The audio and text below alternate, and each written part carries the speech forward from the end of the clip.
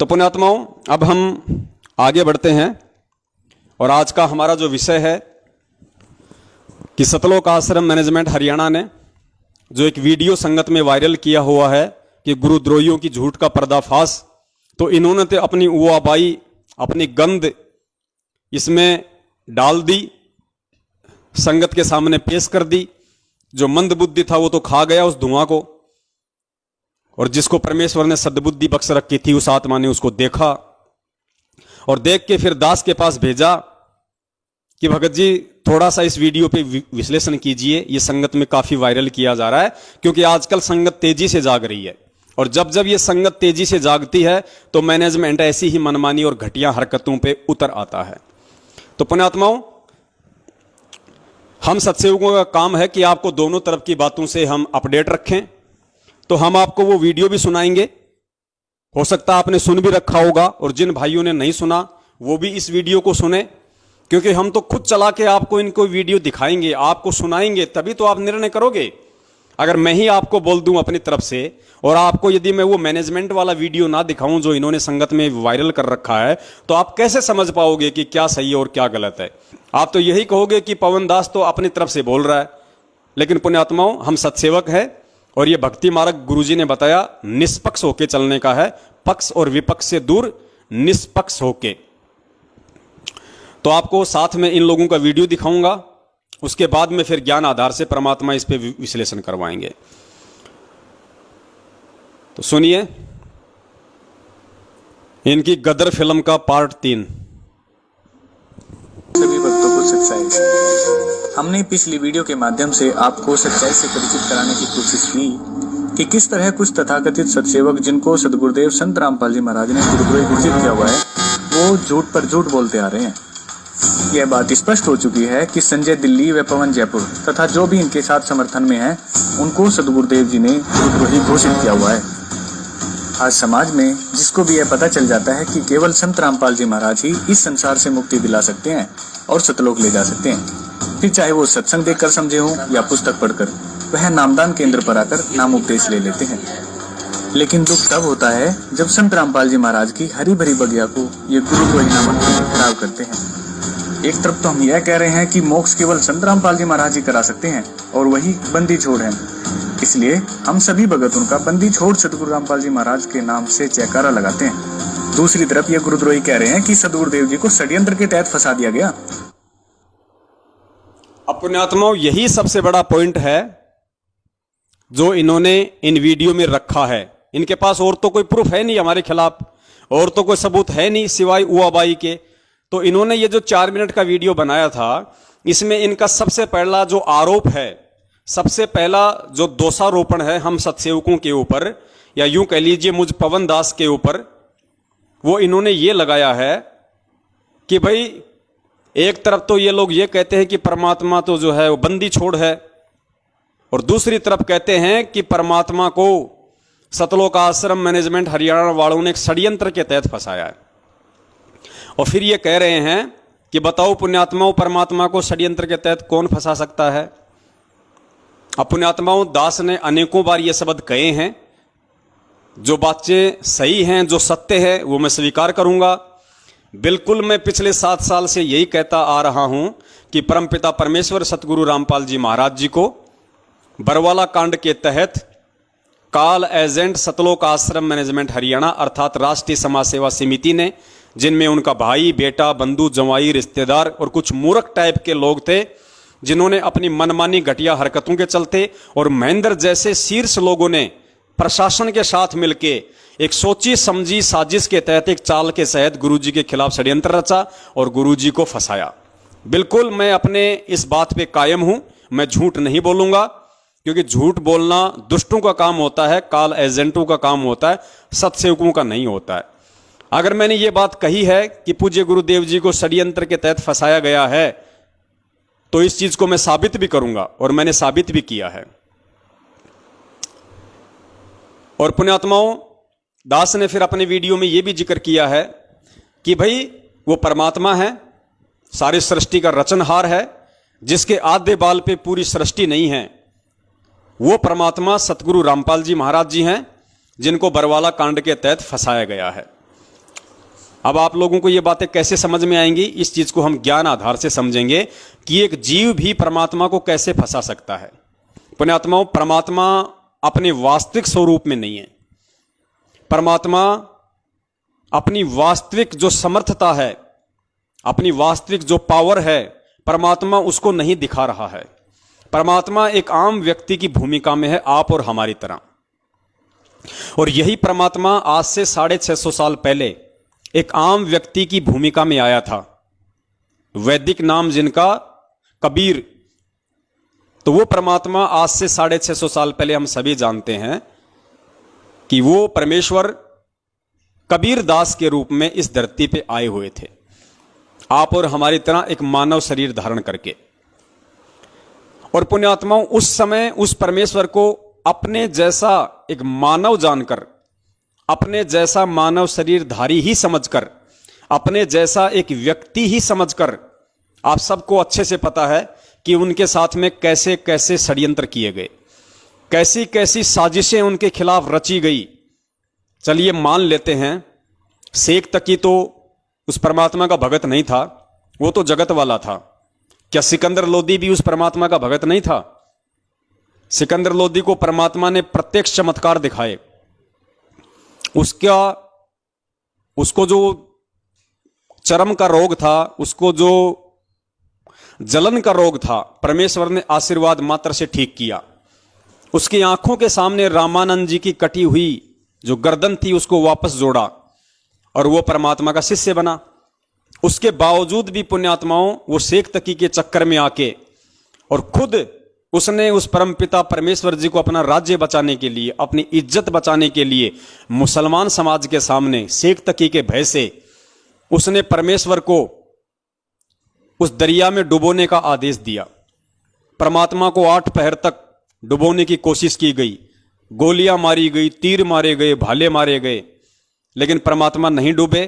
तो परमेश्वर को उन्होंने अपनी सूझबूझ से कि आ जाओ आ जाओ आ जाओ, आप तो भगवान हो, आ जाओ आ जाओ।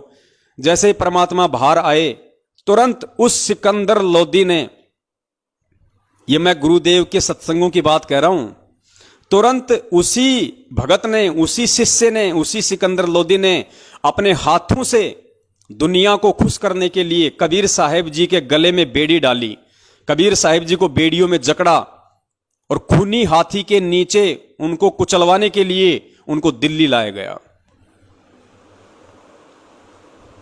पुण्यात्माओं, वो साजिश वो किसने रची थी? किसने परमात्मा के साथ में षड्यंत्र किया?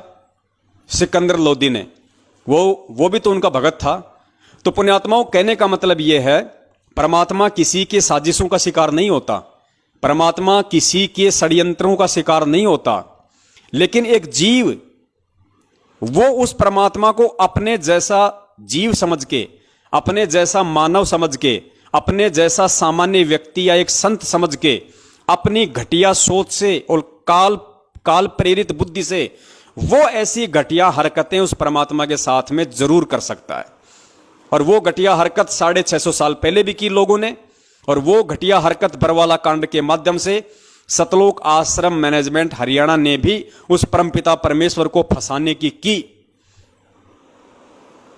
और यदि यह सतलोक आश्रम मैनेजमेंट हरियाणा गुरुदेव को नहीं फंसाना चाहता था, या इन्होंने नहीं फंसाया, या इन्होंने ऐसा कोई फंसाने की नहीं सोची, तो आपने आज से 3 दिन पहले दास ने जो वीडियो बनाया था और आपको जो महेंद्र का इंटरव्यू दिखाया था, जिसमें खुद उनका भाई सरेआम बरवाला कांड से 2 दिन पहले मीडिया के सामने वहां कह रहा है, जहां 20,000 पुलिस फोर्स खड़ी है, कि हमने संत रामपाल जी महाराज जी को परसों ही स्वास्थ्य इलाज के लिए बाहर हॉस्पिटल में शिफ्ट कर दिया, वो आश्रम में नहीं है।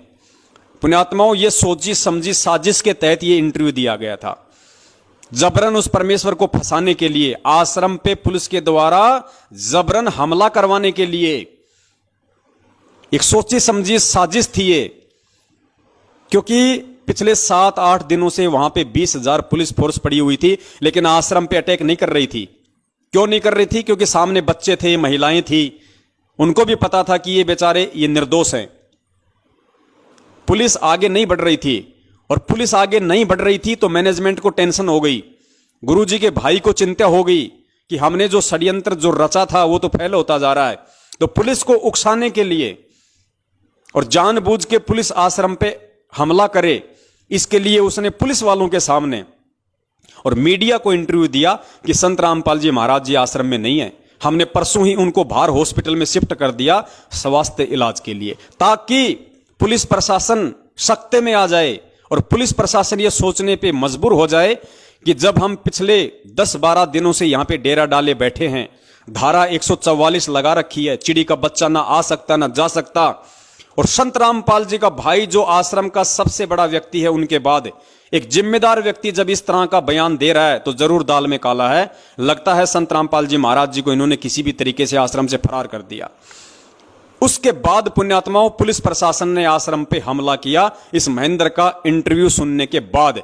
तो पुण्यात्माओं ये साजिश नहीं थी तो और क्या थी, ये षड्यंत्र नहीं था तो और क्या था, ये पुलिस वालों को आश्रम पे अटैक करने के लिए, अगर उकसाने के लिए षड्यंत्र नहीं था तो और क्या था। तो इन्होंने की ना अपनी साजिश, लेकिन ये अपनी साजिश में फेल नहीं हुए, क्योंकि परमेश्वर किसी की साजिश का शिकार नहीं होता, परमात्मा किसी के षड्यंत्र का शिकार नहीं होता। तो दास ने इस तरीके से ज्ञान आधार से वो पूरा वीडियो बनाया हुआ है। लेकिन ये गद्दार, ये काला एजेंट संगत को सच्चाई तो सौपन में भी नहीं बताते, ये तो उल्टा संगत को भ्रमित करने की कुचेष्टा करते हैं।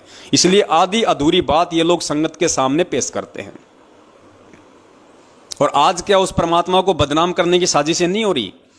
अरे जिस परमात्मा ने 27 साल हो गई हमें साधुतापूर्ण जीवन जीना सिखाया, हमें राजनीति से, बीजेपी कांग्रेस से कोसों दूर रखा, और उसी परमात्मा का नाम लेके, उसी परमात्मा के आदेश की आड़ में संगत को गुमराह किया जा रहा है।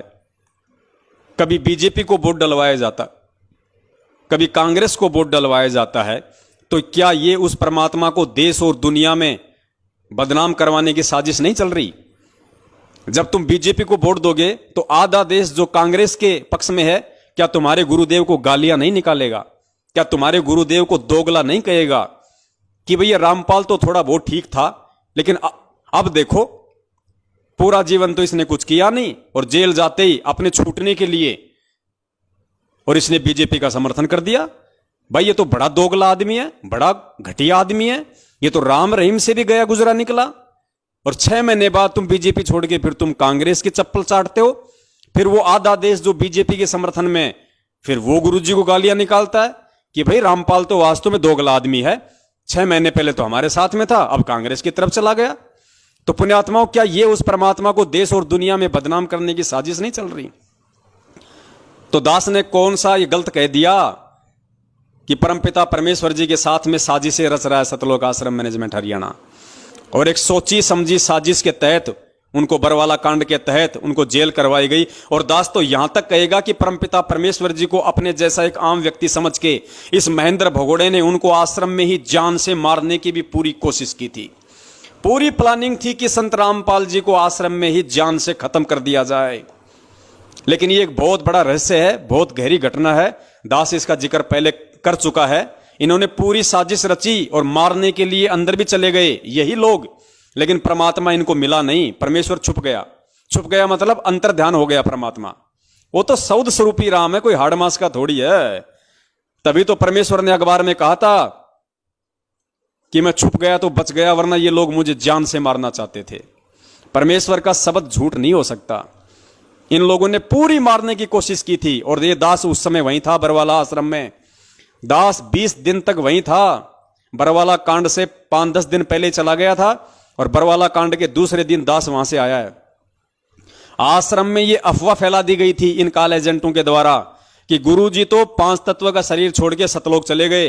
पूरी संगत बेचारी रो रही थी कि भाई गुरुजी ने शरीर छोड़ दिया, गुरुजी ने शरीर छोड़ दिया। मतलब इनकी प्लानिंग थी, इनकी पहले इन्होंने अफवाह उड़ाई कि गुरुजी अपना 5 तत्व का शरीर छोड़ के सतलोक चले गए, ताकि वो इल्जाम हरियाणा पुलिस प्रशासन पे आ जाए। और फिर इन्होंने गुरुजी को जान से मारने के लिए अपने जैसा इंसान समझ के, अपने जैसा एक व्यक्ति समझ के, एक साधारण मानव समझ के, फिर ये लोग गुरुदेव को अंदर जान से मारने के लिए गए। लेकिन परमात्मा अंतर ध्यान हो गए। इन्होंने ढूंढा लेकिन परमेश्वर नहीं मिला इनको। फिर इन्होंने कहा कि गुरुजी तो अपना 5 तत्वों का शरीर छोड़ के सतलोक चले गए। मतलब फिर इन्होंने सोचा कि अब क्या करें, अब तो कोई चारा नहीं है अपने पास में। तो ऐसे घटिया, ऐसे निकम्मे लोग हैं पुण्यात्माओं ये, और इन लोगों की तो शकल देखना भी महापाप है, और तुम इनके ऊपर फिदा हो रहे हो। ऐसे लोगों के विषय में परमात्मा कहते हैं कि पापी प्रभात ना भेटो। पापी यानी दुष्ट प्रवृत्ति का लोग, उसको तो सुबह सुबह, प्रभात यानी सुबह का समय, कि ऐसे लोगों की तो सुबह सुबह दर्शन भी नहीं होने चाहिए। पापी प्रभात ना भेटो, मुख देखे पाप लगे जिसका, और 9 मास गर्भ त्रास दई, धिक्कार जन्म उसकी मां का। और अब आपको बताते हैं पुण्यात्माओं, इस पवन दास ने तो चलो फिर भी ज्ञान आधार से ये बातें कही कि परमपिता परमेश्वर के प्रति साजिशें रची इन लोगों ने। और ये कहते हैं कि पवन दास कह रहा है, मतलब मेरे ऊपर दोषारोपण लगा रहे हैं ये लोग कि देखो ये पवन दास कह रहा है कि गुरु जी को षड्यंत्र के तहत फंसा दिया गया, जबकि वो परमात्मा है। अरे पवन दास नहीं कह रहा, गधो, तुम्हारे में से जो तुम्हारे जो बड़े गधे हैं, जो मैनेजमेंट के मुख्य जो सांड हैं, जो गेंडे हैं, वो कह रहे हैं। तो जरा उनके ऊपर भी वीडियो बनाओ। अगर तुम्हारी माओ ने तुम्हारे को दूध पिलाया है, और अगर तुम एक बाप की औलाद हो, जिस भी व्यक्ति ने ये वीडियो बनाया है सतलोक आश्रम मैनेजमेंट हरियाणा वाले ने, अगर वो एक बाप की औलाद है, और यदि मुझ पवन दास के ऊपर उसने वीडियो बनाने की हिम्मत की है, तो मध्य प्रदेश के स्टेट कोऑर्डिनेटर गेंडा स्वामी लठबाज विष्णु साहू के ऊपर भी वीडियो बनाओ, उस तेली के ऊपर भी वीडियो बनाओ। क्योंकि अब जो आप आगे सुनेंगे, मीडिया को इंटरव्यू देते हुए वो विष्णु तेली खुद कह रहा है कि हरियाणा सरकार ने हमारे गुरुजी को एक सोची समझी षड्यंत्र के तहत जेल में डाल दिया। सुनो इनके गेंडा स्वामी का इंटरव्यू, मध्य प्रदेश के स्टेट कोऑर्डिनेटर विष्णु साहू का। और पुण्यात्माओं फिर सवाल करना इन लोगों से जिन्होंने ये वीडियो देखा है कि भैया तुम तो पवन दास पे आरोप लगा रहे थे, उसने तो ज्ञान आधार से इस बात का स्पष्टीकरण दे दिया है, लेकिन ये जो तुम्हारा जो ये गेंडा स्वामी है, अब इसका क्या जवाब है? अब इसकी शिकायत नहीं लगाओगे? अब ये गुरुद्रोही नहीं होगा? सुनिए इस गेंडा स्वामी का इंटरव्यू। रामपाल जी महाराज ही करा सकते हैं, और वही बंदी छोड़ है। इसलिए हम सभी भगत उनका बंदी छोड़ सदगुरु रामपाल जी महाराज के नाम से जयकारा लगाते हैं। दूसरी तरफ ये गुरुद्रोही कह रहे हैं कि सदगुरुदेव जी को षड्यंत्र के तहत फंसा दिया गया। सतगुरुदेव जी को षड्यंत्र के तहत फंसा दिया गया। सुनिए विष्णु साहू का इंटरव्यू। और हमारे साथ भी ऐसा ही हुआ। हमारे गुरुजी ने यहाँ पर सबको बोला था, जितने भी संत महंत आचार्य है देश के अंदर विदेश के अंदर, सबको बोला कि आओ, अगर आप परमात्मा का कोई भी जानते हो तो मुझसे ज्ञान चर्चा करो। हमारे साथ भगवान का खुलासा किया, शास्त्र में बताया कि देखो यहाँ पर परमात्मा ऐसे मिलेगा, इस विधि से मिलेगा, और आप लोग जो कर रहे हो गलत साधना कर रहे हो, आओ मुझसे शास्त्र करो। कोई भी गुरुजी शास्त्र करने को तैयार नहीं हुआ, और उनकी दुकान बंद होते नजर आने लगी। सारे जितने भी संत महंत के अनुयायी थे वो उनको छोड़ हमारे गुरु से नाम दीक्षा लेने लगे। तो उन्होंने एक षड्यंत्र बनाकर एक सोची समझी साजिश के तहत हरियाणा सरकार के साथ मिलकर हमारे गुरुजी को षड्यंत्र के तहत जेल में डाल दिया गया। मगर एक बार फिर से सुनना पुण्यात्माओं, विष्णु साहू कह रहा है कि हमारे गुरुजी को इन नकली संतों ने हरियाणा सरकार के साथ मिलकर एक सोची समझी साजिश के तहत, एक षड्यंत्र के तहत जेल में डाल दिया गया। ध्यान से सुनना।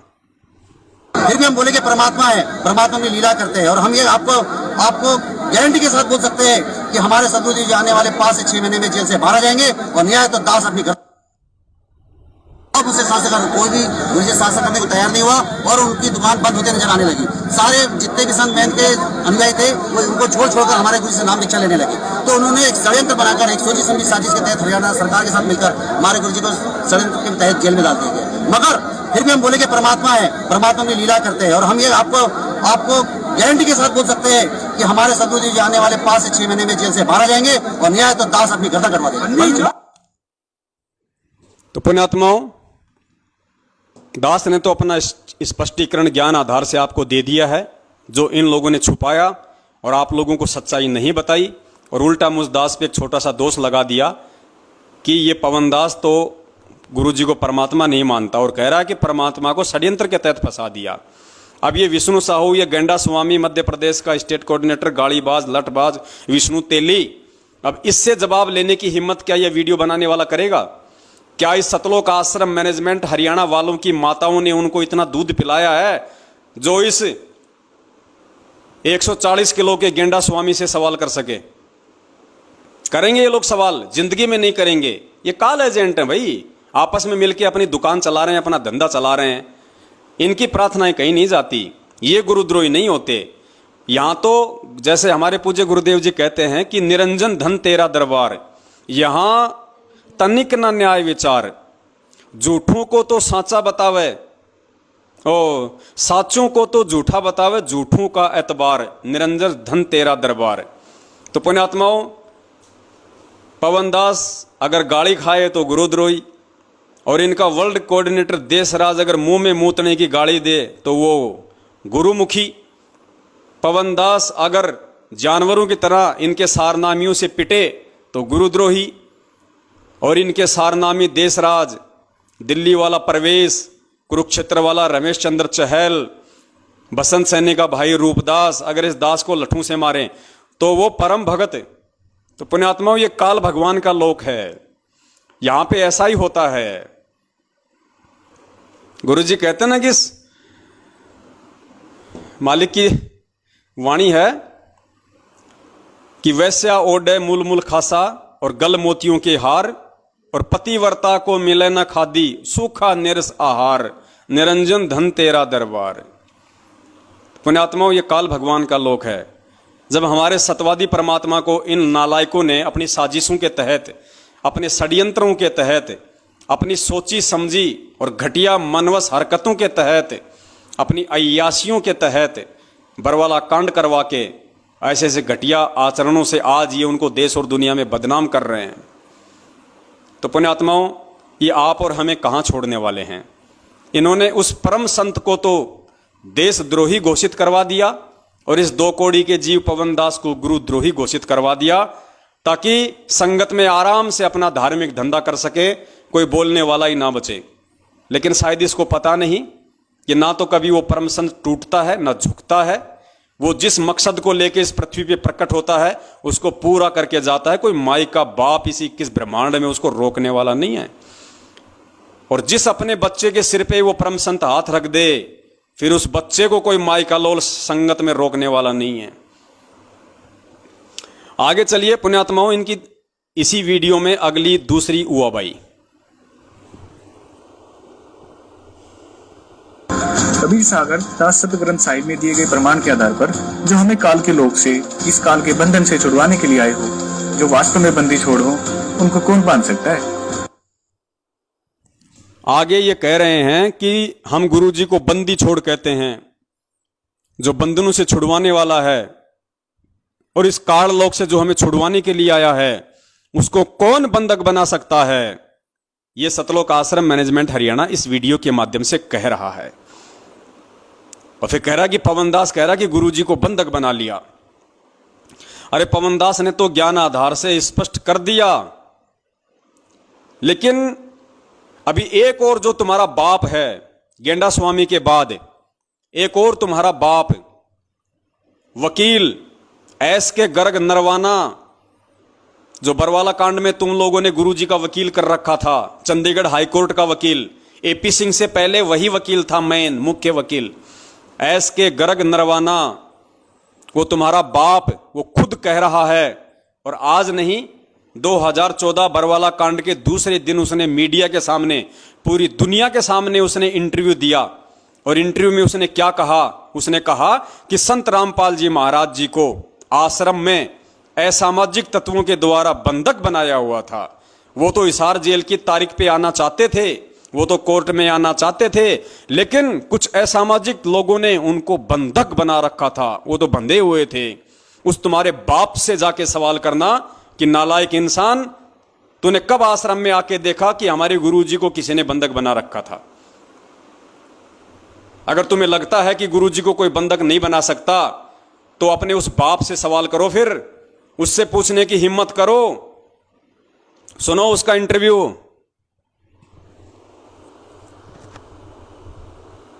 रामपाल को आज पंजाब हरियाणा का हाई कोर्ट में पेश किया गया और हमारे साथ संत रामपाल के वकील हैं। जी नरवाना जी, आज क्या हुआ है हाई कोर्ट में आपकी तरफ? आज संत रामपाल जी खुद पर्सनली कोर्ट में पेश हुए हैं और उनको पुलिस ने पेश किया है।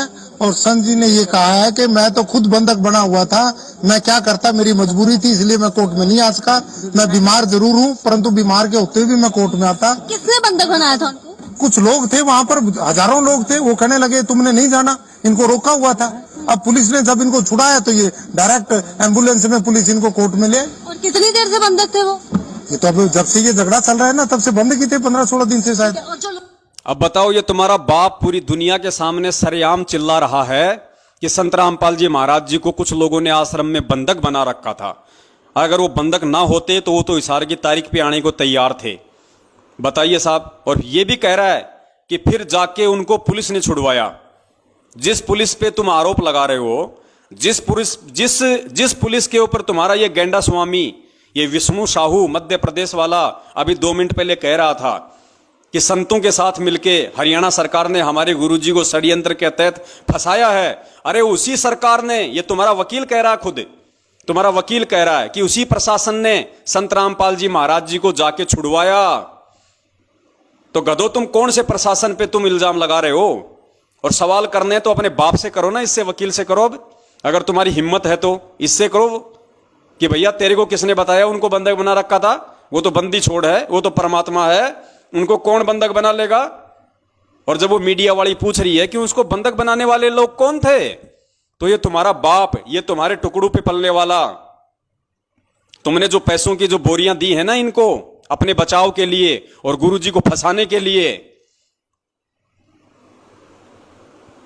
अब ये कह रहा है, लो अब इससे जवाब। ये कह रहा है कि कुछ लोग थे वहां पे। अरे कौन लोग थे वकील साहब वहां पे? आपकी आंखें फूटी पड़ी हैं क्या? कौन लोग थे वहां पे जो बंधक बना रखा था? कौन थे? आश्रम में कौन घुस जाएगा? आश्रम में तो ऑलरेडी ये गुंडा पार्टी थी, राष्ट्रीय समाज सेवा समिति। इतने बड़े गुंडे ऑलरेडी आश्रम में थे। इन गुंडों के रहते रहते, और बताओ बाहर से कौन आदमी, किसकी हिम्मत होगी जो जाके संत रामपाल जी को बंधक बना लेगा? इन गुंडों के रहते सहते। लेकिन ये वकील साहब नाम लेने से डर रहे हैं। क्यों? क्योंकि वकील साहब की चारों जेब इन्होंने पहले ही नोटों से भर दी। अरे वकील किसने किया? सतलोक आश्रम मैनेजमेंट हरियाणा ने। तो वकील भाई साहब किसकी भाषा बोलेगा? वकील किसका बचाव करेगा? अगर ये वकील अगर सही होता, अगर ये वकील ही सही होते, ये मैनेजमेंट ही अगर सही होता तो बरवाला कांड नहीं होता। और अगर ये वकील सही होते तो ये नालायक इतनी बड़ी झूठ नहीं बोलते। ये सीधा सीधा बोलते कि साहब संत रामपाल जी महाराज जी का कोई दोष नहीं है, उन्होंने किसी प्रकार से कोई ना कोई भीड़ जमा की है, ना किसी को कमांडो बनाया है। आश्रम में राष्ट्रीय समाज सेवा समिति नाम का एक संगठन था जिन्होंने मनमानी हरकतें करके संत जी को इशार की तारीखों पर जाने से रोका, उनको बंधक बनाया। और जिसके बावजूद ये पुलिस का और भक्तों का झगड़ा हुआ, जिसमें 5 भक्तों की मौत हुई, जिसका जिम्मेदार संत रामपाल जी महाराज नहीं बल्कि राष्ट्रीय समाज सेवा समिति नाम का गैर जिम्मेदार संगठन है। यह है असली दोषी। इन दोषियों को पकड़ा जाए, इन भगोड़ों को पकड़ा जाए जिनमें उनका भाई मुख्य है। अगर यह बात वो वकील अगर कोर्ट में बोलता तो कब से परमात्मा बाहर होते, आज कब से परमेश्वर बाहर होते। लेकिन ये क्यों बोलेगा भाई? वकील का काम तो पैसे खाने का होता है ना, ये तो इसका धंधा है। अरे डॉक्टर कभी चाहेगा कि दुनिया स्वस्थ हो जाए, और वकील कभी चाहेगा कि दुनिया के मुकदमे जो है सुलझ जाएं।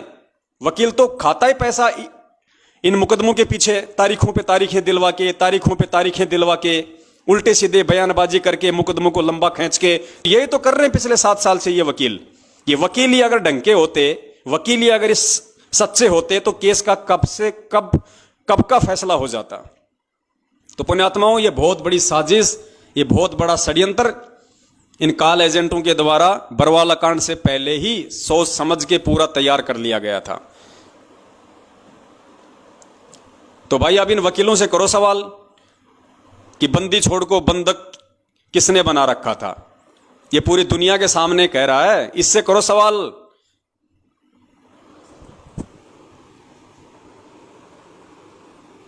आगे चलिए पुण्यात्माओं, इनकी ओर उआबाई।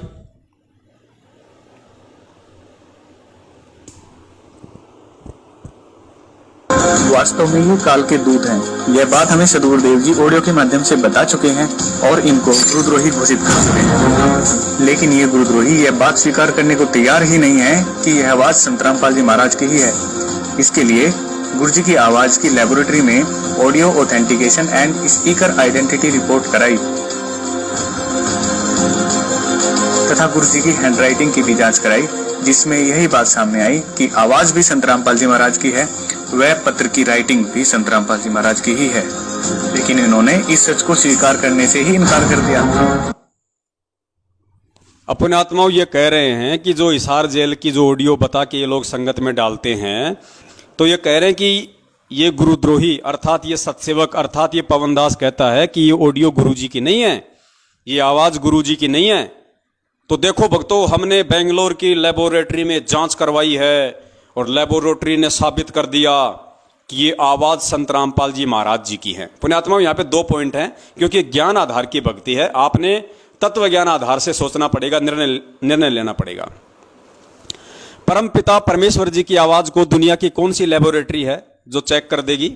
जो परमेश्वर सौद स्वरूपी है, उसकी आवाज को दुनिया की कौन सी लेबोरेटरी चेक कर देगी?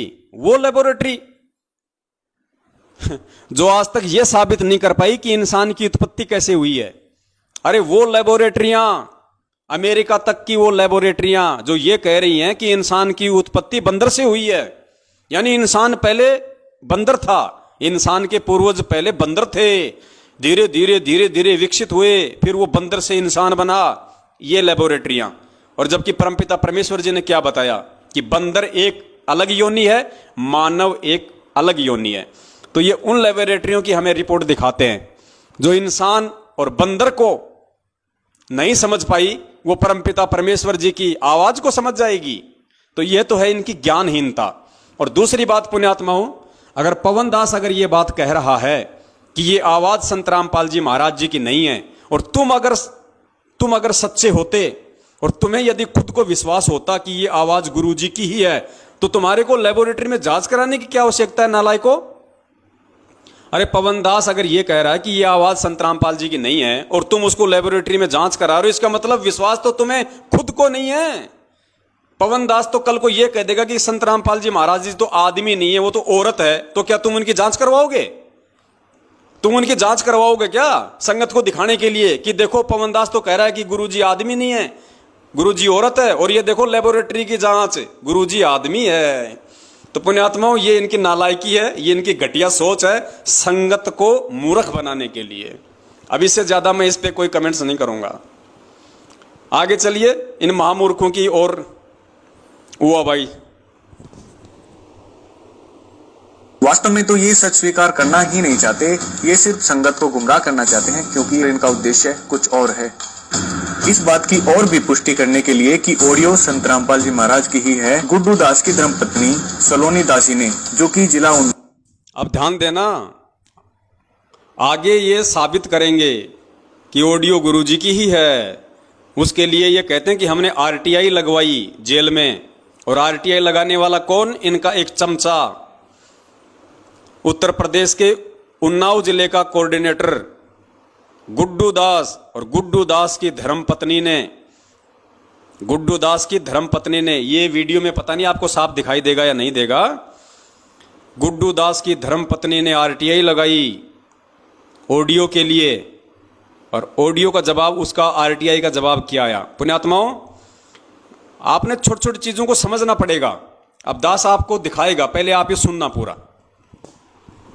गुड्डू दास की धर्मपत्नी सलोनी दासी ने, जो कि जिला उन्नाव उत्तर प्रदेश की रहने वाली है, सलोनी दासी ने right to information act 2005 under the section 6(1) के तहत जानकारी प्राप्त की, जिसमें जानकारी कुछ इस तरह से मांगी गई और जवाब जिसमें जानकारी कुछ इस तरह से मांगी गई। अर्थात ये जो सलोनी दासी है, गुड्डू दास की पत्नी, इसने आरटीआई से जो सवाल किए थे, वो सवाल क्या थे? सवालों पे गौर करना आप। जो जानकारी मांगी गई वो कुछ इस प्रकार थी। किस प्रकार थी? ध्यान से सुनना। जानकारी कुछ इस तरह से मांगी गई और जवाब इस तरह से आए। पहला सवाल था कि क्या संत रामपाल जी महाराज को जेल नियमानुसार घर वालों से फोन पर बात करने की अनुमति है? पहला सवाल क्या था? क्या संत रामपाल जी महाराज को जेल से घर वालों से बातचीत करने की अनुमति है? ये नहीं लगाई, ये नहीं पूछा कि क्या संत रामपाल जी महाराज हिसार जेल से अपने घर वालों से बात करते हैं या नहीं, ये नहीं पूछा। क्या पूछा? क्या संत रामपाल जी महाराज जी को जेल से अपने घर वालों से बात करने की अनुमति है? तो अनुमति है या नहीं है, उसका जवाब आगे से आया कि अनुमति है। ध्यान से सुनना इनका सवाल पुण्यात्माओं, कैसे मूर्ख बनाते हैं ये लोग आपको। अगर ऑडियो हिसार जेल से आ रही है या गुरुजी की है तो इनको यह पूछना चाहिए था, क्या संत रामपाल जी महाराज जी हिसार जेल से अपने घर वालों से बात करते हैं? सवाल तो यह करना चाहिए था, लेकिन सवाल क्या किया इन्होंने, क्या संत रामपाल जी को हिसार जेल से अपने घर वालों से बातचीत करने की अनुमति है? तो उन्होंने बोल दिया हाँ साहब अनुमति है। कि क्या संत रामपाल जी महाराज को जेल नियमानुसार घर वालों से फोन पर बात करने की अनुमति है? जवाब आया हाँ। दूसरा सवाल था, अगर है तो कितने मिनट की अनुमति है? दूसरा सवाल क्या है, अगर अनुमति है तो कितने मिनट की है? मतलब जानकारी ली जा रही है, यह नहीं पूछा जा रहा कि कितनी मिनट बात करते हैं, यह नहीं पूछा कि कितनी मिनट बात करते हैं, यह पूछा कि कितनी मिनट बात करने की इजाजत है। तो वो तो कहेंगे भैया 5 मिनट की है इजाजत। सुनो, जवाब आया हाँ। दूसरा सवाल था, अगर है तो कितने मिनट की अनुमति है? जवाब आया 5 मिनट। तीसरा और आखिरी सवाल था कि महीने में कितने दिन बात करने की अनुमति है? तीसरा सवाल क्या किया कि महीने में उनको बात करने की कितने दिन की अनुमति है। यह नहीं पूछा कि वो महीने में कितने दिन बात करते हैं। अगर ये पूछ लेते तो असली जवाब आ जाता। वो कहते थे भैया कोई बातचीत नहीं होती है, कोई किसी प्रकार का उनका फोन वगैरह नहीं होता। लेकिन इन्होंने संगत को मूर्ख बनाने के लिए सवाल ही उस तरीके से पूछे हैं कि संगत के दिमाग में ये बात आएगी नहीं। अरे संगत के दिमाग में बात नहीं आएगी तो क्या परमात्मा के बच्चे भी संगत की तरह अंधे हैं? परमेश्वर ने किस लिए खड़ा किया हुआ है? तुम्हारे पाखंडों की, तुम्हारे षड्यंत्रों की पोल खोलने के लिए तो खड़ा किया हुआ है। तो पुण्यात्माओं, ये तो इनका सवाल जवाब का तरीका है आरटीआई का, ताकि संगत भी मूर्ख बनी रहे और सच्चाई भी सामने ना आ जाए। 5 मिनट। तीसरा और आखिरी सवाल था कि महीने में कितने दिन बात करने की अनुमति है? जवाब आया प्रतिदिन। भक्तों, इतना प्रमाण देखने के बाद भी अगर ये लोग सच को स्वीकार नहीं करते तो इनका दुर्भाग्य होगा। एक कहावत है कि सोए हुए को जगाया जा सकता है लेकिन जागे हुए को नहीं जगाया जा सकता। वही बात है, ये लोग जानबूझकर सच को स्वीकार नहीं करना चाहते और इनके द्वारा लगाए गए मैनेजमेंट पर सभी तरह के आरोप झूठे व निराधार साबित हुए। वही मैनेजमेंट जो करता है वो सद्गुरुदेव जी की आज्ञा के अनुसार ही करता है और सब कुछ सद्गुरुदेव जी की देखरेख के अनुसार ही होता है। हम इस वीडियो के माध्यम से मैनेजमेंट की तरफ से यही संदेश देना चाहेंगे कि मैनेजमेंट आपका शुभचिंतक है। मैनेजमेंट कभी नहीं चाहेगा कि आप अपने इस अनमोल मनुष्य जीवन को बर्बाद करो। आप बहुत गलत दिशा में जा रहे हो, वहां से वापस आइए, सद्गुरुदेव जी से माफी मांग लीजिए तो बात बन सकती है, नहीं तो दूसरा कोई रास्ता ही नहीं है। शिष्य का कर्तव्य होता है कि हर हाल में सद्गुरुदेव जी के आदेश का पालन करें। परमात्मा अपनी वाणी में बताते हैं, गुरु वचन निश्चय कर माने, पूरे गुरु की सेवा ठाने। सभी भक्तों को सत साहिब सद्गुरुदेव संत रामपाल जी महाराज जी की जय हो। ज्ञान तो एक नंबर का झाड़ते हैं कि गुरुदेव जी से प्रार्थना कर लो, गुरुदेव जी से समायाचना कर लो। अरे गुरुदेव जी से समायाचना हम तो रोज करते हैं भैया, दिन में 24 बार करते हैं। संध्या आरती में समायाचना तो है। अब तुम अगर संध्या आरती नहीं करते तो हमारी क्या गलती? संध्या आरती में वर्तमान की और जन्म जन्मांतरों की हमसे जो गलतियां हुई उनकी समायाचनाएं तो है। तो हम सत्सेवक तो रोज करते हैं। जब संध्या आरती करते हैं, ध्यान से करते हैं, बैठ के करते हैं, तो हम तो रोज अपने परमपिता परमेश्वर जी से समायाचना कर रहे हैं। अब तुम नहीं करते तो इसमें हमारी क्या गलती है? और अगर फिर भी अगर हमें समायाचना मांगने की जरूरत है तो हम मांग लेंगे भैया, ऐसी कोई बड़ी बात नहीं है। अगर हम गलत हैं तो अपनी गलती स्वीकार करने को 100 बार तैयार हैं, लेकिन कम से कम एक बार भगत जी आपसे हाथ जोड़ के विनती है, वर्ल्ड कोऑर्डिनेटर देशराज को भी जरा थोड़ा सा ये संदेशा भिजवाइए कि भगत जी आपने जो भक्तों के मुंह में मूतने वाली बात कही है, भक्तों की बेटियों को कोठे पे बैठाने वाली जो बात कही है, आप भी जरा उसके लिए गुरुदेव जी से माफी मांग लीजिए। वो तेरा बाप अगर तेरे सिर पे अगर बंदूक तान के खड़ा ना हो जाए, आप अगर उसको ये कहोगे ना कि देशराज भगत जी आपने वो मुंह में मूतने वाली बात जो पवन दास को कही थी, आपको गुरुदेव जी से माफी मांगनी चाहिए, वो मेरे सासू के, मेरे ससुरे के, मैं तने मंगाऊं तने मैं माफी माफी, इधर इधर 2 मिनट में तुम्हारा किया दरा कर देगा। उसके बाद में सुरेश दास धनाने वाला, गुरुजी के सगे चाचे का लड़का, जिसने मुझ पवन दास को कैसी कैसी माँ की गालियां दी, उससे कहिए थोड़ा सा कि सुरेश भगत जी, आपने जो पवन दास को माँ बहन की गालियां दी है, आप उसके लिए थोड़ा गुरुजी से क्षमा याचना कर लीजिए। तो वो क्या कहेगा पता है? पिटेगा के तारू तेरा जाम, जानता को नहीं मने, जाम तारू तेरा, माफी मांग ले, क्यों कर माफी मांगो।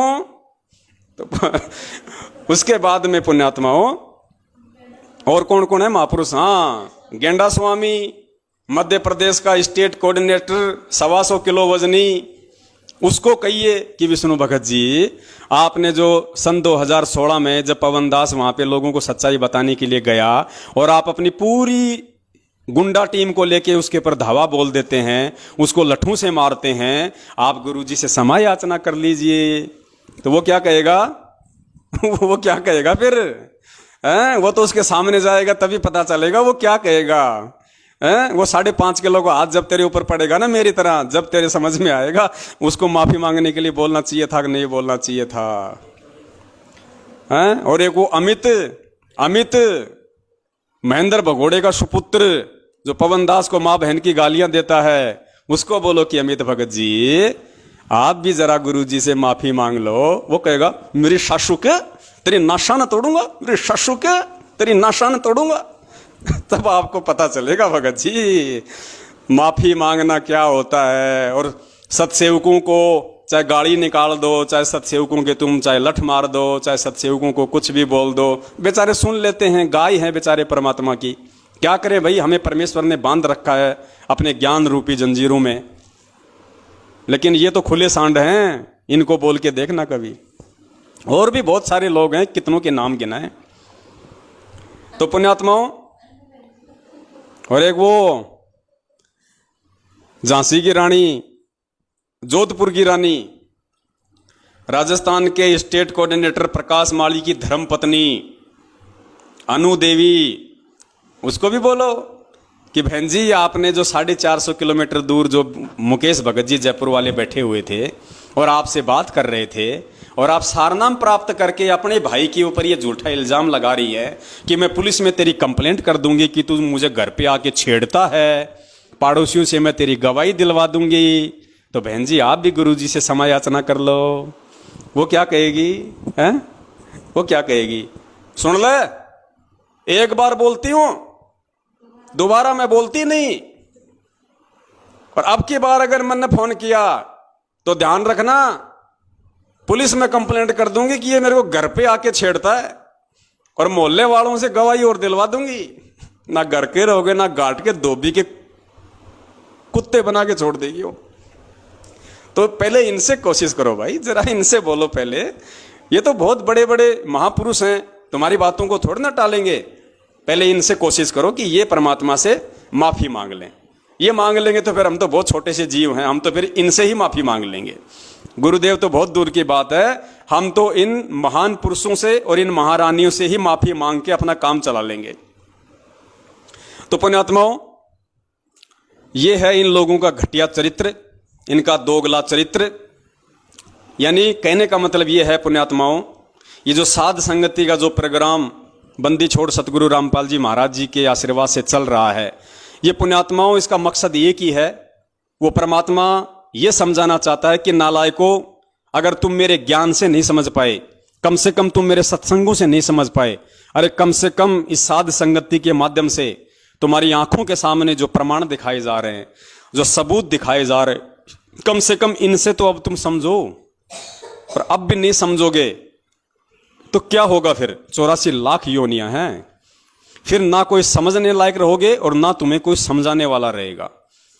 ऐसी स्थिति में लाके काल भगवान खड़ा कर देगा, ना घर का ना घाट का, धोबी का कुत्ता बना के छोड़ देगा।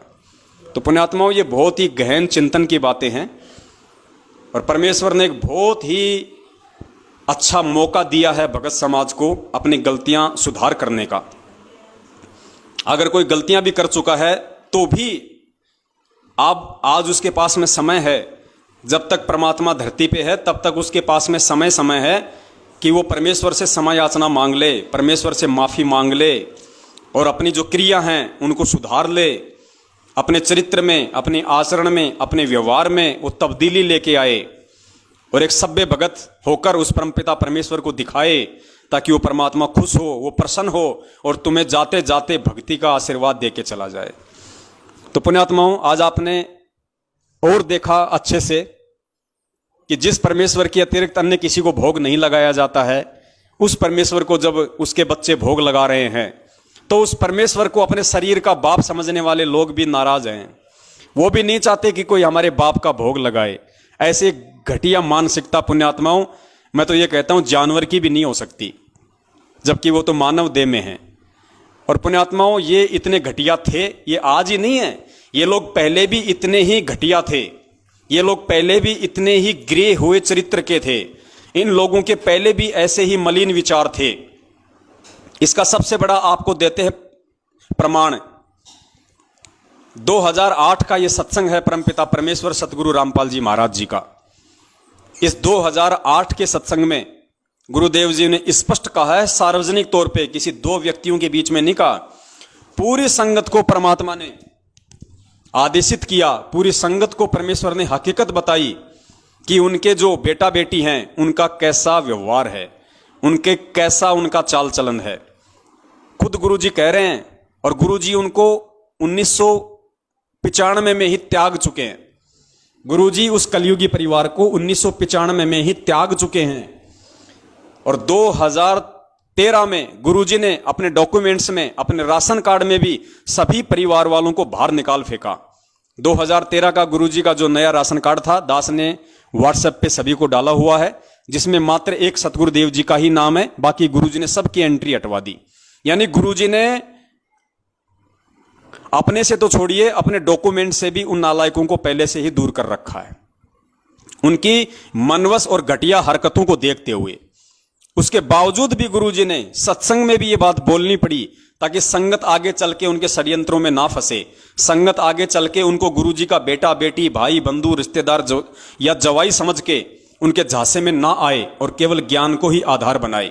इसलिए गुरुजी ने बरवाला कांड से 6 साल पहले 2008 में ही सत्संग में स्पष्ट बोल दिया अपने बेटे बेटियों के विषय में। गुरुजी ने क्या कहा कि इस दास के 4 बेटा बेटी थी। पुण्यात्माओं, होने को तो वो आज भी हैं, होने को तो चारों के चारों आज भी इसी पृथ्वी पे हैं, जिंदा हैं। लेकिन गुरुजी ने 2008 में क्या कहा, परमेश्वर के शब्दों पे ध्यान देना। गुरुदेव ने यह नहीं कहा कि इस दास के शरीर के 4 बेटा बेटी हैं, यह नहीं कहा। गुरुजी ने कहा इस दास के 4 बेटा बेटी थे।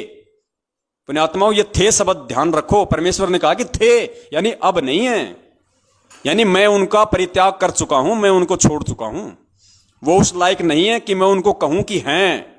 सुनिए परमपिता परमेश्वर जी के मुख कमल से।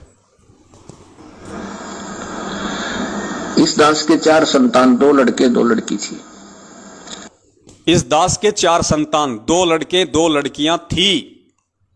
लास्ट में ध्यान रखना, परमेश्वर बोल रहे थी। इस दास के 4 संतान, 2 लड़के 2 लड़की थी। यदि ये दास उन्हीं में उलझ रह जाता, अब मुझे पता हुआ मेरी कितनी की खातिरदारी करूं, खूब पता है मुझे वो क्या नेचर है उनका, कैसा उनका स्वभाव। गुरुजी स्पष्ट कह रहे हैं कि मुझे अच्छे से पता था कि क्या उनका नेचर है और कैसी वो मेरी खातिरदारी करते, अर्थात आगे चल के वो मेरे साथ में कैसा व्यवहार करते। और पुण्यात्माओं, वो व्यवहार इन लोगों ने बरवाला कांड में दिखा दिया, अपना घटिया व्यवहार अपने बाप के साथ। और वो व्यवहार पिछले 7 साल से आज ये संगत को दिखा रहे हैं कि हम कितना अपने गुरुदेव की, अपने बाप की इज्जत करना जानते हैं। ध्यान से सुनो, परमेश्वर कह रहे हैं, इतनी बड़ी बात पुण्यात्माओं कौन बोल सकता है? अगर गुरुदेव बोल रहे हैं तो बहुत बड़ा रहस्य है इसमें।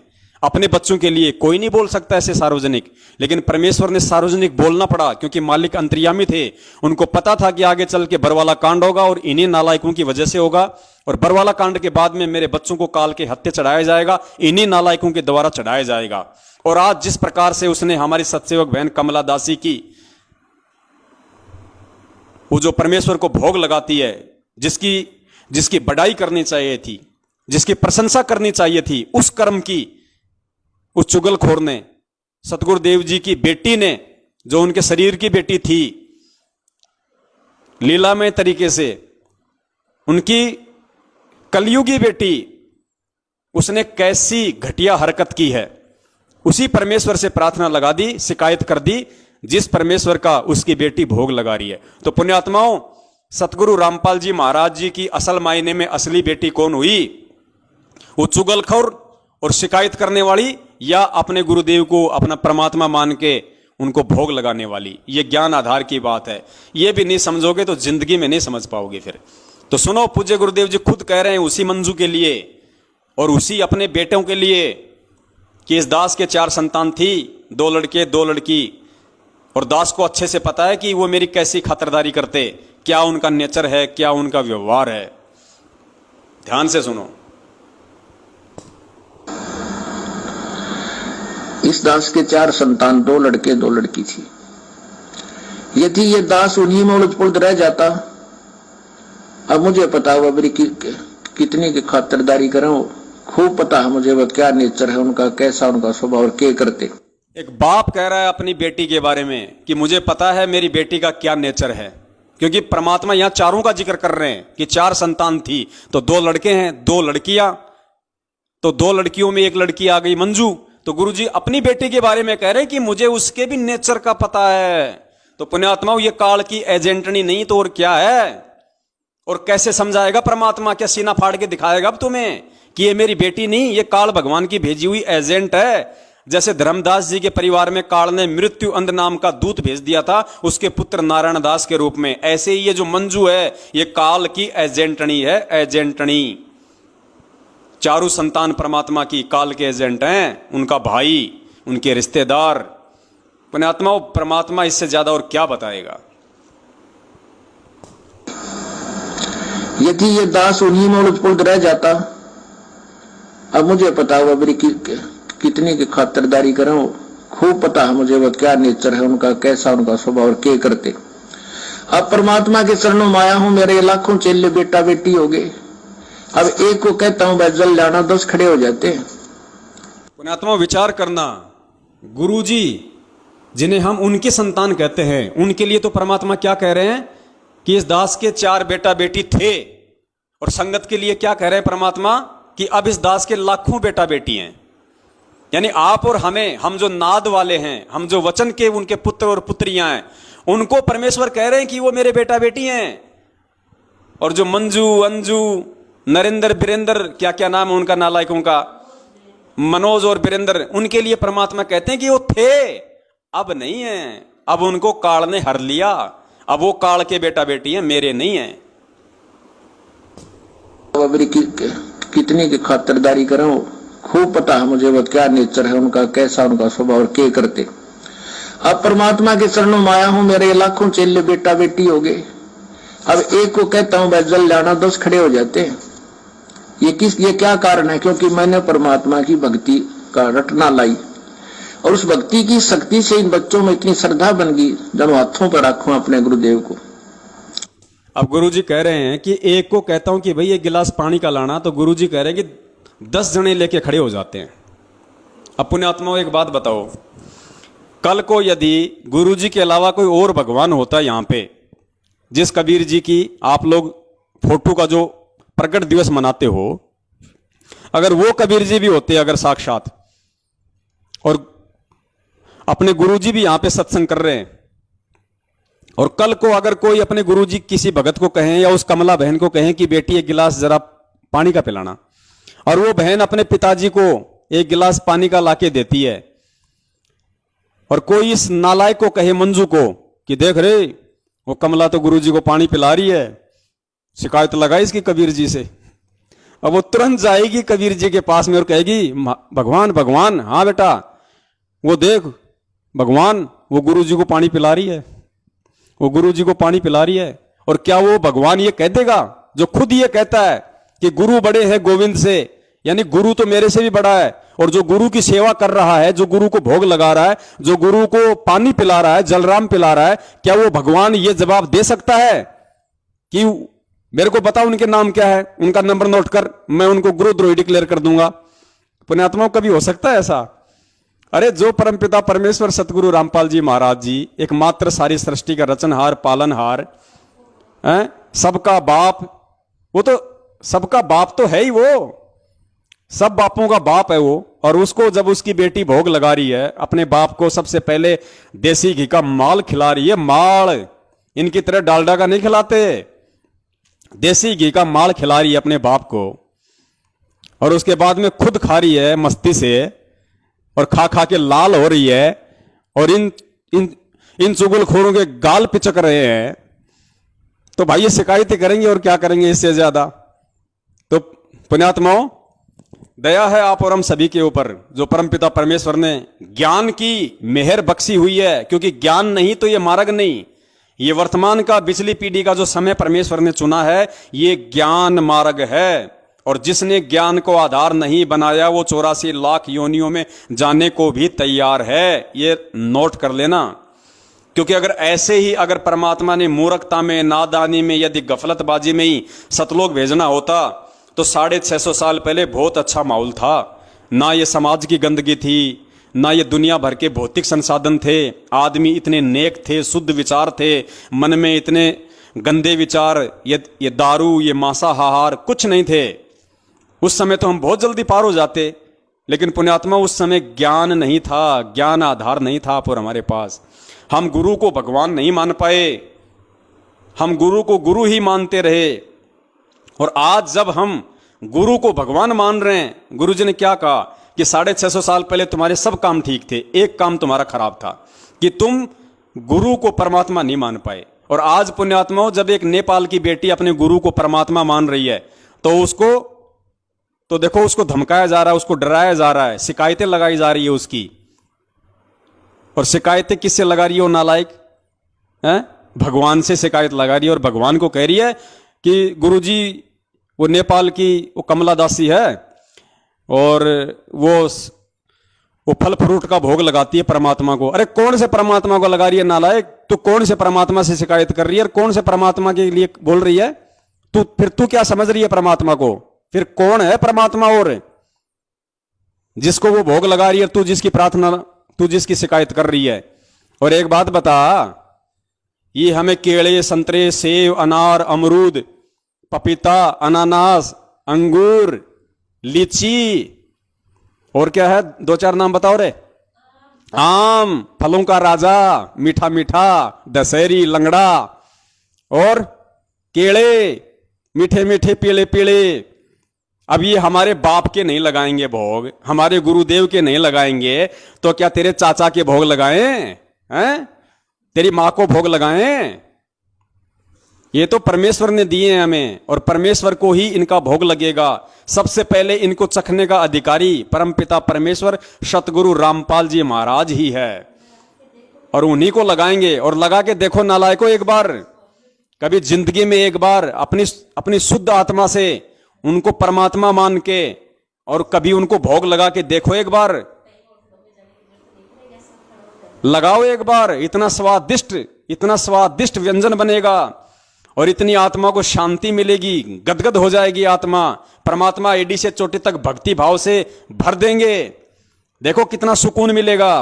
लेकिन तुम्हें सुकून की क्या जरूरत है? तुम्हें तो काल भगवान ने केरोसिनी तेल से भर रखा है पूरा। तुम्हारे को तो ये चाहिए, मनीराम, चंपाकली को 500, मनीराम को 30, फूटी ज्ञान विवेक की, अंधा है जगदीश। तुम्हारे को तो ये चाहिए, मनीराम चाहिए तुम्हारे को परमात्मा थोड़ी चाहिए, मनीराम चाहिए, मनीराम। तो हमें तो भाई परमात्मा चाहिए, और परमात्मा जिस विधि से खुश होगा, अगर परमात्मा हमारे नाचने से खुश होगा तो हम नाचेंगे उस परमात्मा को रिझाने के लिए। अगर परमात्मा भोग लगाने से प्रसन्न होगा तो परमेश्वर को एक से एक बढ़ के व्यंजनों का भोग लगाएंगे, एक से एक बढ़िया से बढ़िया स्वादिष्ट और महंगे से महंगे फलों का भोग लगाएंगे। जिस विधि से परमात्मा प्रसन्न होगा, उस विधि से आज हम परमात्मा को प्रसन्न करने में कोई कसर नहीं छोड़ेंगे। तो पुण्यात्माओं, जिसको जैसा समय मिले, चाहे सप्ताह में या महीने में एक बार, जरूर अपने बंदी छोड़ को भोग लगाओ सतगुरु रामपाल जी महाराज जी को देसी घी के हलवे का। और अगर तुम्हारी आर्थिक स्थिति अच्छी है तो 2-4 प्रकार के 1-1, 2-2 सेव, संतरे, केले, अंगूर, ये ला के उनको साफ करके अच्छे से और हलवा प्रसाद बना के और आया है बंजारा केशव आया है, वो आरती गाते हुए उन फलों को परमात्मा के वहां ले जाओ दरबार पे, हलवाराम को और उसको, और फिर परमेश्वर की 42 मिनट की भोग की आरती आपको यूट्यूब पे मिल जाएगी। आराम से गाओ पुण्यात्माओं, कितना आनंद आएगा, एक अलग ही अनुभूति होगी। परमात्मा सदैव अपने साथ में रहेंगे। अरे धर्मदास जी को क्या कहा था परमात्मा ने? परमात्मा ने अपने मिलने की विधि क्या बताई? परमात्मा ने कहा कि जहां धार्मिक भंडारे होते हैं वहां मैं अवश्य आता हूं। और धार्मिक भंडारे में क्या होगा? भगवान को तो भोग लगेगा। तो पुण्यात्माओं, भगवान को भोग लगाओ। मजबूरन गुरु जी को आना पड़ेगा तुम्हारे पास में, मजबूरन। भगत के वश में है भगवान, भगत के वश में है भगवान। जब तुम भोग ही नहीं लगाओगे तो परमात्मा कहां से आएगा? तो परमेश्वर को 42 मिनट की आरती के साथ में और देसी घी का हलवा बना के परमेश्वर को भोग लगाओ, परमेश्वर को पुकारो आत्मा से। मजबूरन उस भगवान को तुम्हारे घर पे आना पड़ेगा, किसी भी रूप में, चाहे सूक्ष्म रूप में आओ, चाहे प्रत्यक्ष में आओ, किसी भी रूप में आओ, वो परमात्मा, क्योंकि उसका विधान है जहां धार्मिक भंडारे होते हैं वहां भगवान को आना पड़ता है। तो गुरुदेव को अपने घर पे बुलाने का एक और सर्वश्रेष्ठ ये माध्यम है। इन्होंने तो लगाई शिकायत और उल्टा हमारे लिए इन्होंने एक अच्छा रास्ता खोल दिया। आज से पहले तो हो सकता है 4-5 भगत भाई बहन ही परमात्मा को 42 मिनट की आरती का भोग लगा रहे थे, अब तो 4200 लगाएंगे, 4200। तो पुण्यात्माओं, दया परमात्मा की। परमात्मा तो ऐसे ही दीनदयाल है, नए नए परमेश्वर वो तरीके अपनाते हैं अपने बच्चों के पास आने के लिए।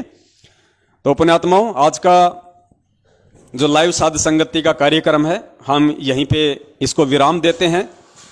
और जो सार शब्द के ऊपर था, तो पुण्यात्माओं सार शब्द के ऊपर 3 वीडियो बन चुके हैं। सबसे पहला पार्ट हमारा 4 घंटे का था, दूसरा पार्ट 3 घंटे का और तीसरा पार्ट 2.5 घंटे का।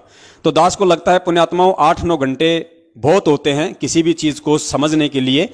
और ये 8-9 घंटे तो परमात्मा ने उन मंदबुद्धि लोगों के लिए व्यतीत करवाए जो सतलोक आश्रम मैनेजमेंट हरियाणा के पीछे लगे हुए हैं, वरना सत्सेवक भाई बहनों को तो समझाने की आवश्यकता थी ही नहीं। तो उन लोगों के लिए काफी है, अगर वो इतने में भी नहीं समझेंगे तो वो और में भी नहीं समझेंगे। तो सार शब्द के ऊपर जो हमारा जो कार्यक्रम था वो परमेश्वर ने वो कंप्लीट करवाया। और ये 3 पार्टी बहुत हैं। आज परमपिता परमेश्वर जी ने, ये सतलोक आश्रम मैनेजमेंट हरियाणा वालों ने जो ये घटिया से घटिया जो ये शिकायत लगाई है, ये इनकी मंद बुद्धि को और इनकी घटिया मानसिकता को दर्शाती है। इनसे गिरा हुआ इंसान कोई धरती पे नहीं हो सकता। और इन्होंने जो वीडियो बनाया था गुरुद्रोहियों का पर्दाफाश, तो वास्तव में असली गुरुद्रोही कौन है और आज उसका असली पर्दाफाश यदि किसी ने किया है तो परमेश्वर के सत्सेवक बच्चों ने किया है। आपको वास्तविकता से रूबरू करवाया है कि असली षड्यंत्रकारी कौन है। तो पुण्यात्माओं, कल अगर परमात्मा दया करेंगे तो हम एक नए टॉपिक के साथ में, क्योंकि एक हमारा जो टॉपिक है वो छूटा हुआ है कि बहुत सारे भगत भाई बहन ऐसे हैं जो अपने परिवार में विरोध के चलते ढंग से भक्ति नहीं कर पा रहे हैं। उनके मन में तरह तरह के विचार उत्पन्न होते हैं कि मैं घर छोड़ के भग जाऊं, बाल बच्चों को छोड़ के कहीं दूर चला जाऊं, कहीं मकान ले लूं, वहां मैं अपनी भक्ति करूं। ये रोज यहाँ पे जग करते हैं, ढंग से आरती नहीं करने देते, तरह तरह के टेंशन देते हैं।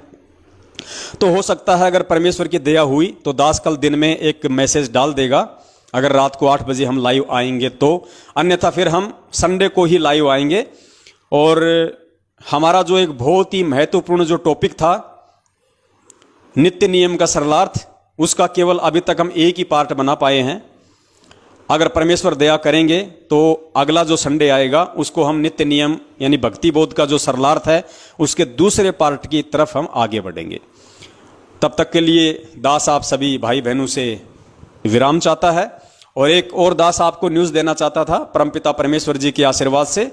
दास ने भी अपनी झोपड़ी पे जो किराए की झोपड़ी है उस पे भगत समाज की ज्योतियां जलानी शुरू कर दी है। पिछले 4 दिन से दास के मकान पे भी भगत समाज की जो ज्योति हवन है वो परमात्मा ने शुरू करवा दिया है। ऑलरेडी उससे पहले महीना भर हो गया जयपुर में अपने कजोड़ भगत जी के घर पे ज्योतियां जल रही हैं। और हमारी जो सत्सेवक बहन है निशा, उत्तर प्रदेश के फरुखाबाद से, वहाँ भी परमेश्वर ने 5 ज्योतियों की दया बख्शी हुई है। तो 3 ज्योतियाँ भगत समाज की अलग अलग जगह पे परमेश्वर ने हवन यज्ञ के रूप में शुरू करवा रखी हैं। और पुण्यात्मा विश्वास रखना, एक भी पैसा आप लोगों का, ये हम पहले से बोलते आ रहे हैं, आपको आज भी बोल रहे हैं और आगे भी हमारे यही वचन रहेंगे। चाहे आप लोगों का, चाहे वो 10वें अंश का पैसा हो, चाहे दान का हो, या चाहे आपके ज्योति हवन का हो। पुण्यात्माओं, 100पन में भी कभी मत सोचना कि आपके उस पैसे का, एक पैसे का 100वां हिस्सा भी इधर उधर हो जाएगा। पुण्यात्माओं, अब गलतियां नहीं हो सकती। अब परमेश्वर के विधान के खिलाफ उनके सत्सेवक बच्चे नहीं चलेंगे। चाहे हमें, चाहे किसी परिस्थितिवश, चाहे मांग के खाना पड़ जाए, लेकिन आप लोगों का जो सेवा राशि है, आप लोगों की जो सहयोग राशि है, आप लोगों का जो ज्योति का पैसा है, उसमें से पुण्यात्माओं 1 रुपए का 100वां अंश भी इधर उधर नहीं हो सकता। देखने वाला परमात्मा है, इससे ज्यादा हम आपको विश्वास नहीं दिला सकते। और ये आपकी अंतरात्मा स्वीकार करेगी इस चीज को कि हम जो कह रहे हैं वो सत्य है या उसमें कुछ मिलावट है। तो पुण्यात्माओं, वैसे और तो कोई ज्यादा खर्च हो नहीं रहा। जिन जिन भगत भाई बहनों ने अपनी सेवा जो लिखवाई थी, दान की, 10वें अंश की या उधार की, उनमें से सिर्फ 2 या 3 भाइयों के अलावा किसी की सेवा नहीं लगी है। सबके पास अपना पैसा सुरक्षित है, सबके पास अपना पैसा सुरक्षित है। सिर्फ 2 या 3 भाइयों की सेवा लगी है, मुश्किल से 2 या 3 भाइयों की। इसके अलावा किसी से और कोई पैसा नहीं मंगवाया गया है। और एक हमारी जो ममता रावत नाम से बहन है, मैं नहीं जानता कहां से है बहन, आप सबको पता है, जिसने अपना सोना बेच के और दास को 92,000 रुपए भेजे, उस बहन की सेवा लग रही है लगातार। उस बहन ने जबरदस्ती पैसे डाल दिए तो परमेश्वर ने दया कर दी, 92,000 रुपए उसने डाले थे। और पुण्यात्माओं, ये जो मैसेज जो सेवा है, ये जो मिस कॉल वाली जो सेवा है, जो भगत समाज के हमारे पास में नंबर आ रहे हैं बहुत ज्यादा तादाद में, और जिनको बल्क मैसेज के माध्यम से आप लोगों के डायरेक्ट मोबाइल के इनबॉक्स में जो मैसेज आ रहा है, तो बहुत सारे नंबरों पे वो भेजने पड़ते हैं। एक बार भेजने का तकरीबन 2 से 2,500 हजार का हमारे मतलब खर्चा आ रहा है, क्योंकि काफी नंबर हो गए। 17 पैसे एक मैसेज के लगते हैं, तो कम से कम 2-2,500 हजार रुपए एक बार मैसेज भेजने के लगते हैं। तो दिन में मान लीजिए, जैसे कभी कभार तो 2 मैसेज भी हम लोग भेज देते हैं, कभी कभार 3 भेज देते हैं, कभी कभार 1 मैसेज भी भेजते हैं। तो मैसेज में उस बहन की सेवा लग रही है। तकरीबन उस बहन का 60 से 70 हजार रुपया मैसेज सेवा में परमात्मा ने लगवा दिया है। उसके अलावा एक हमारी दिल्ली की बहन है, रोहिणी की, दिल्ली की रोहिणी में एक बहन रहती है, अभी नई जुड़ी है, और उसने दास को महीने भर पहले, शायद 10 या 15 दिन पहले, उसने दास को 7,500 हजार रुपए उसने डाले थे, और अभी 5-7 दिन पहले उसने 2,500 रुपए डाले हैं 10वें अंश के। तो उस बहन की सेवा भी मैसेज सेवा में ही जा रही है। तो इन 2 बहनों की सेवा ही वो परमपिता परमेश्वर ले रहा है। और इसके अलावा जिन्होंने अपनी एंट्रियां सत्सेवकों के पास में लिखवाई हैं, कई लाखों में वो एंट्रियां सुरक्षित हैं। केवल 2 या 3 भक्तों की एंट्री गई है, शायद एक भगत की तो 7,000 की, एक की शायद 12,000 की, एक की शायद ऐसे कुछ 10-12 हजार रुपए की।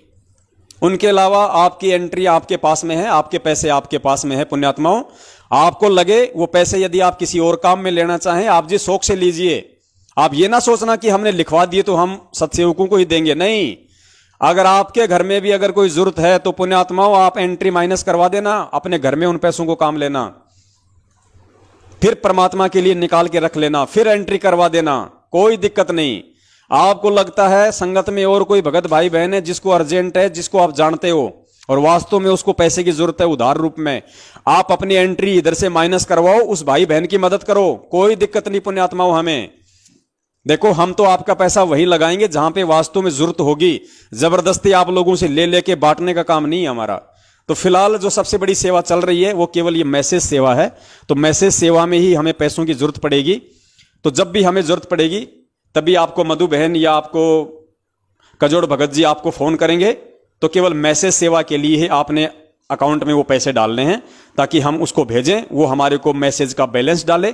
क्योंकि 1 लाख मैसेज हमारे को 17,000 रुपए में मिलते हैं, और 1 लाख मैसेज 5 से 7 दिन में हो जाते हैं पूरे। 5 से 7 दिन में मैक्सिमम वो मैसेज पूरे हो जाते हैं। तो अभी तक जो भी सेवा जाएगी परमेश्वर की दया से, क्योंकि देखो आप लोगों की बैठे बैठे सेवा बन रही है, भक्तों के नंबर भी आप भेज रहे हो, मैसेज भी आपके सहयोग से जा रहा है, और उन मैसेजों को देख देख के, उन वीडियो को देख देख के पुण्यात्माएं जाग रही हैं, भ्रमित होने से बच रही हैं, अज्ञानता में जाने से बच रही हैं, काल एजेंटों के झांसे में फंसने से बच रही हैं, उधर से निकल के सत्सेवक बन रही हैं, ज्ञान को आधार बना के भक्ति कर रही हैं। तो पुण्यात्माओं, आप लोगों की उस सेवा से देखो कितनी बड़ी सेवा परमात्मा करवा रहे हैं, अपने भटके हुए बच्चों को वापस भक्ति मार्ग पे लेके आ रहे हैं। गुरु जी क्या कहते हैं, एक कसाई से 1 करोड़ गायों को छुटवाने का जितना पुण्य मिलता है, उतना पुण्य एक आत्मा को परमात्मा की भक्ति पे लगाने का मिलता है। तो आपके इस 10वें अंश और दान के पैसे से जो ये मैसेज सेवा परमात्मा ने शुरू करवाई है, पुण्यात्माओं, कितने हमारे हजारों सैकड़ों की संख्या में भगत भाई बहन रोजाना इन काल एजेंटों से छूट के, इन कसाईयों के बाड़े से छूट के परमेश्वर के भक्ति मार्ग पे वापस आ रहे हैं। तो ये सारा का सारा जो पुण्य है, जो क्रेडिट है, ये पुण्यात्माओं आपके सहयोग से हो रहा है, ये परमेश्वर आपके ही खाते में डालेगा। तो देखो परमेश्वर ने कैसे बैठे बैठे आप लोगों को सेवा दी हुई है। आपका पैसा कोई हरियाणा के जाट आरक्षण में नहीं जा रहा, आपका पैसा कोई नरेंद्र मोदी की चापलूसी में या उसके समर्थन में नहीं जा रहा, उसके लिए चुनावों के प्रचार प्रसार में नहीं जा रहा, ओम प्रकाश चौटाला या कांग्रेस के प्रचार प्रसार में नहीं जा रहा, आनंद पाल सिंह की सीबीआई जांच में आपका पैसा नहीं दिया जा रहा। ये घटिया कुकर्म करने के लिए तो ये मैनेजमेंट ही काफी है। हम तो परमेश्वर के विधान पे चलेंगे और आपकी सेवा का उसी जगह 100% सत्य प्रयोग होगा जहां से आपको परमेश्वर रिटर्न देगा, आपको परमेश्वर दिन दोगुनी रात चौगुनी वृद्धि देगा, क्योंकि आपका दान सुपात्रों के पास जा रहा है, आपका दान अधिकारियों के पास जा रहा है, आपका दान ठोर ठिकाने जा रहा है। आपके दान का कोई भी भगत अपने पर्सनल जीवन में एक पैसा भी यूज नहीं ले रहा और ना ही लेगा। तो पुण्यात्माओं, हम परमेश्वर के सच्चे सेवक हैं, आप और हम सभी परमेश्वर की सच्ची सेवा में लगे हुए हैं। अब हम गफलतबाजियां नहीं कर सकते, और जो गफलतबाजियां हमसे पहले हुई हैं उनके लिए हम बार बार परमात्मा से क्षमा याचना करते हैं और आगे से परमेश्वर से प्रार्थना करते हैं कि परमेश्वर ऐसे ही अपने बच्चों को सद्बुद्धि दिए रखना, ताकि परमेश्वर हम सदा आपके कृपा पात्र बने रहें, आपकी दया आपकी दृष्टि सदा हम नीचों पे बनी रहे। इसी के साथ दास अपने शब्दों को विराम देता है। आप सभी भगत भाई बहनों का धन्यवाद करता है जो आप लाइव साध संगति में जुड़े रहे, अपना कीमती समय दिया। सत साहिब बंदी छोड़ सतगुरु रामपाल जी महाराज की जय हो। सत साहिब।